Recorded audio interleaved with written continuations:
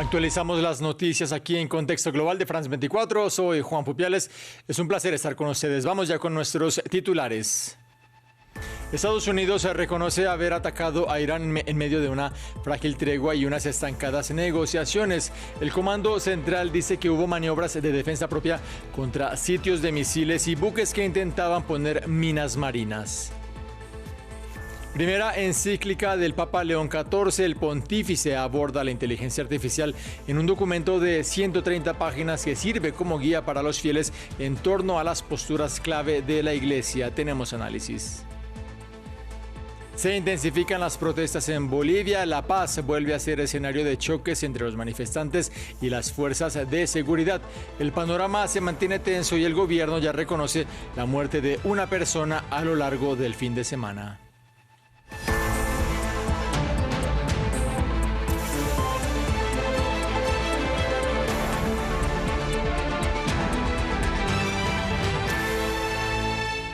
Horas de tensión entre Estados Unidos e Irán después de que Washington anunciara este lunes que atacó objetivos en suelo iraní. Fue un reconocimiento del Comando Central que habla de cohetes contra puntos de lanzamientos de misiles y buques minadores. Previamente había sido la República Islámica la que había informado de ataques en la ciudad costera de Bandar Abbas, cerca del estrecho de Hormuz, pero en una situación bajo control. Previamente, desde Washington, D.C., nuestro corresponsal Cristóbal Vázquez nos compartió el siguiente informe. Tanto medios locales iraníes como el Comando Central estadounidense reportan que aviones, tanto israelíes como estadounidenses, bombardearon no solamente esta región de Bandar Abbas, donde hay una base naval muy importante iraní, sino también barcos iraníes, y medios locales de Irán reportan varios muertos iraníes, obviamente mucho personal también iraní de esa base naval cerca a Bandar Abbas, que es el punto del estrecho de Hormuz más cercano, donde precisamente está en efecto este cierre del estrecho.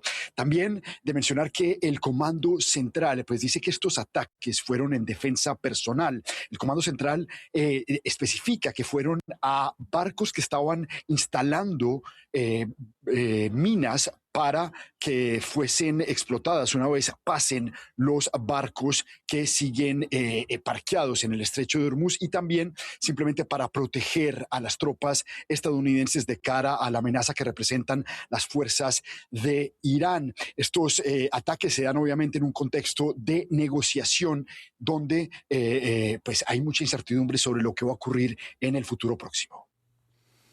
Mensaje claro y contundente del premier israelí: aplastar a Hezbollah. Estas palabras de Benjamin Netanyahu fueron la antesala de una ofensiva contra el Líbano en medio de una tregua que sobre el papel rige desde el 7 de abril, desde el 17 de abril. El ejército israelí intensificó sus ataques contra el sur y el este del país de los Cedros. Es, según esta última nación, una oleada de bombardeos contra más de 70 objetivos de la milicia chiita. La agencia estatal libanesa de noticias ANI asegura que se registran 3 muertos. De acuerdo con las cifras oficiales del Líbano, desde el 12 de marzo se cuentan 3.185 fallecidos como consecuencia de esta ofensiva israelí. Ahora aumentaremos los golpes, aumentaremos la intensidad y aplastaremos de pies a cabeza a Hezbollah. Reabrir el estrecho de Hormuz es una necesidad imperiosa no solo para los mercados, también para la crisis alimentaria en Sudán. El gobierno sudanés y la FAO advierten que los altos costos en los precios de los combustibles y los fertilizantes dificultan el mejoramiento de la agricultura en el país del norte de África, una situación que se suma a la guerra civil que azota a los sudaneses desde 2023 y que tiene a algunas zonas del territorio en niveles de hambruna. Diego Bazzani con los detalles. La guerra en Medio Oriente no le da tregua al hambre en Sudán. El país de África del Norte transita por una crisis alimenticia que, según mediciones de las Naciones Unidas, ha alcanzado en algunas zonas los niveles de hambruna, una problemática derivada de una sangrienta guerra civil y las condiciones climáticas. Pero ahora, una nueva dificultad se suma a la lista de contratiempos. El cierre del estrecho de Hormuz provocado por los bloqueos de Irán y Estados Unidos ha derivado en el alza en el precio de productos esenciales para la agricultura como el combustible y los fertilizantes. Conectábamos una manguera manguera, pero ahora regamos con una bomba que funciona con diésel cada 5 días. Para esos 5 días necesitamos un bidón que cuesta 160.000 libras sudanesas. Cuando pagas 160.000 libras sudanesas por un bidón, a ese precio no obtenemos beneficio. Te gastas todo el beneficio en diésel. Una crisis que agudiza las alarmas de Naciones Unidas y sus servicios de salud. La reciente guerra en Irán ha echado sal a la herida, y no es que lo haya hecho directamente, sino a través de muchas vías indirectas. Una situación a la que el gobierno de Sudán busca plantar cara, sobre todo en algunas zonas en las que operaban las fuerzas de apoyo rápido y que se han logrado retomar este año. El Banco Agrícola ha tenido muy en cuenta estos retos y sus repercusiones. Trabajaremos para aliviar la carga que soportan los agricultores sudaneses, proporcionándoles estos insumos, incluidos los fertilizantes, en mejores condiciones. Las previsiones de la situación alimentaria de Sudán siguen siendo negativas. La FAO alerta que la producción nacional de cereales, que ya había caído una cuarta parte con respecto al promedio anterior a la guerra, podría disminuir aún más este año. Magnífica Humanidad es el nombre que titula la primera encíclica del Papa León XIV. El jerarca de la Iglesia Católica dio a conocer un texto de 130 páginas en el que aborda el dominio de la inteligencia artificial. El análisis es con Santiago Andrés Sierra, doctor y magíster en teología por la Pontificia Universidad Javeriana, licenciado en Filosofía y Letras de la Universidad Santo Tomás. Gracias por estar con nosotros, señor Sierra. ¿Qué importancia tiene una encíclica y cuál es la importancia en particular de una primera encíclica en un papado? Bueno, buenas noches, gracias por la invitación. Un tema muy importante que el Papa quiere tratar en su primer documento a toda la Iglesia Universal. Eso es una encíclica, un documento para los obispos y para todos los fieles, donde el Papa quiere mostrar cuáles son los temas más importantes para trabajar en el mundo actual. Es como el principio de su pontificado donde va a marcar el derrotero del trabajo que va a hacer. Y para ello ha elegido este tema que es muy importante, es el tema de la inteligencia artificial relacionado con, por supuesto, con la paz, con todos esos algoritmos que tienen mucha importancia hoy en día.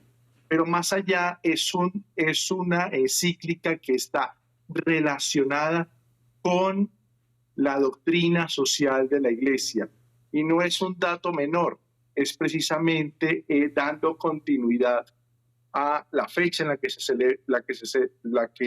celebró esta encíclica hace 135 años, Rerum Novarum, de León XIII y ahora de León XIV. Por eso esta encíclica es muy significativa en esta fecha. Ya lo comentaba usted, llama la atención ese acercamiento hacia la inteligencia artificial, pero el pontífice carga particularmente contra la mano de obra y el impacto medioambiental de los cuales requiere esta tecnología. ¿Qué se puede concluir de esa idea? Bueno, yo creo que el tema de la inteligencia artificial es un tema que ha aparecido recurrentemente a lo largo de varios pontificados. Ya Benedicto XVI hablaba de ello, el Papa Francisco también, y ahora León XIV, por supuesto. El Papa Francisco lo llamaba una tecnología magnífica y tremenda, y yo creo que eso también es importante tenerlo en cuenta. Es fruto de la inteligencia humana. Para ello, para el bien, es una tecnología importante. Sin embargo, pues hay que ponerla en función de la vida humana, de la humanidad, de esta magnífica humanidad.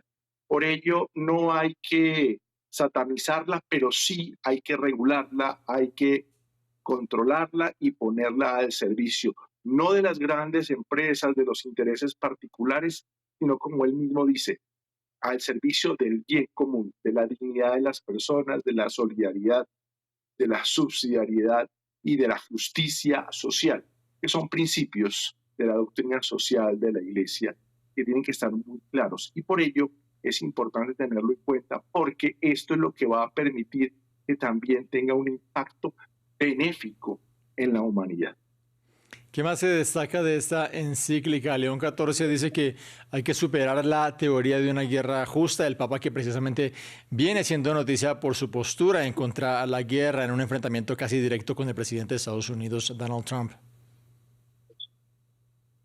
Sí, ese término de la guerra justa fue utilizado en siglos pasados, en décadas pasadas, cuando había unos conflictos de forma diferente.